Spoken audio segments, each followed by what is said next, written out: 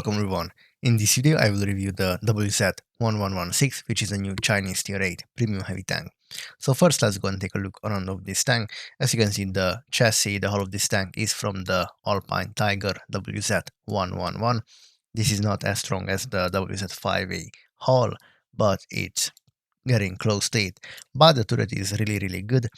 And what I can tell you from the start, this top of the gun metal is not overmatchable, not even with heat or anything else. It's just not overmatchable, not a weak spot.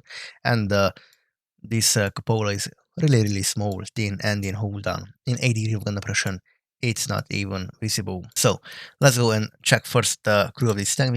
Commander, gunner, driver, and loader. Let's go now and talk about the gun of this tank, which is a 105mm caliber gun with 306 alpha damage and 440 on HE. As a penetration goes, we have here 218mm on APCR ammunition, 290 on heat, and 60 on HE. The 360 alpha damage can high up to 450, which is really good. The DPM of this tank is almost 2.2k base DPM, which is really good. This means we have here 9.8 second reload for 360 alpha damage.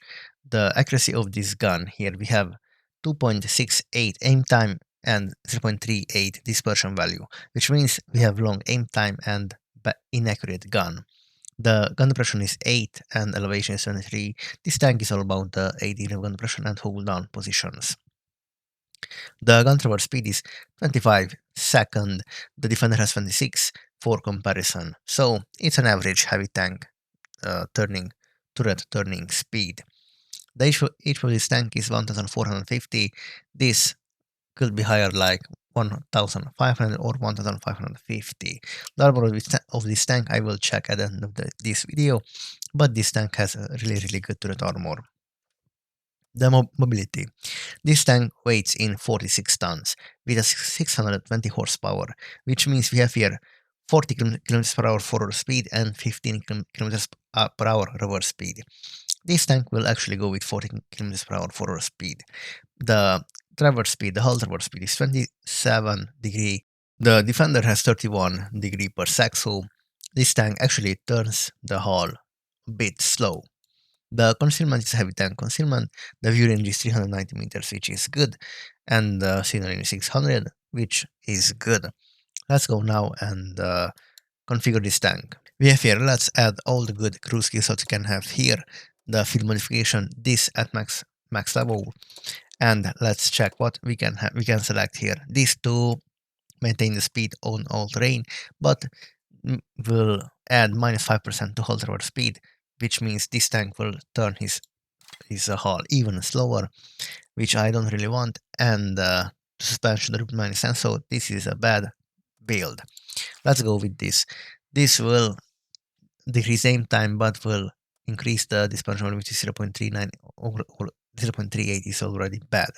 Or this will increase the aim time, but will make the gun more accurate. Maybe this can be a good option, but will make the aim time even longer, so nah. But let's select this because this will give us some view range, but will give us plus 10% to stun duration and plus 15% to additional stun duration, but the view range is good. Now we have 432. Let's go with this, and here the first slot is HP boost and the second slot is mobility or firepower. So if you want, you can turbocharge tank. I assume most people will do this. So let's go here with the turbo, here an HP boost, or here a ventilation or a rammer. There are different configurations. Or let's go with another build with bound with a purple turbo like this, and here we can select now instead of mobility on the firepower, which will give us the gun rammer. Now the DPM is really good. Here let's add this and let's add the extra food. So the standard ammunition is APCR with 218 millimeters of base penetration value, which is low. The shell speed is 1050. It's not quite fast as a real APCR because the standard speed of the APCRs are 1150 meters per sec. But yeah, this is definitely faster than the AP shells, but not as fast as the standard APCRs. The heat with 290 millimeters of hit penetration, which is really high. The shells speed is 905 meters per second. Definitely good for a heat shell. Definitely fast for a heat shell. And this cost only 4,400 credits, which is not that expensive after all. The HE has 60 millimeters of base penetration value, which is good, and can hire up to 550 alpha damage. The shell's speed is 900 meters per sec. Definitely good for an HE shells. So far the heat is the deal here, the real deal here. Let's check now the stats with this configuration. DPM 2.6k, which is amazing. Now we have 8 sec reload for 360 alpha damage. The aim time is still long. 2.6 is really long. Definitely, it's unbelievably long. But the gun 0.35 actually acceptable. But the aim time, that's it. It's just long. The HP 1.6, 1650, which is good. Now the speed is 46 forward and 19 backwards. So definitely the reverse speed is actually good now. The halt roll speed has been increased. The view range 453, which is again really good. Let's go now and check the armor profile of this tank. The armor of this tank, if you are facing a tank like this frontally, he will have around in the lower plate 170mm of armor protection, upper plate 206, 5 or 8, even up to 222. Now the turret armor is really good. 300mm here 200. Between the shield is 285, but still 300 in the shield, 330, 340. So it's unpenetrable in the shield. And let's go closer like this. The gun mantlet is not a weak spot. Definitely a good 500, 600 gun mantlet here, and which is just unpenetrable. This is not overmatchable. The top of the tank, the top of the turret, and yeah, definitely the cupola is really small with 200mm of weak spot, but this is not even visible in hold down position.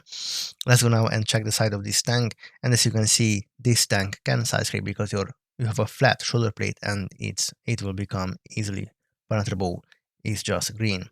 So from the side here, into that action, the gun mantlet is weak, as you can see from the side. 150 here, 210 and 380, but here 144, Polo 150, 65 at the back, 157, 158.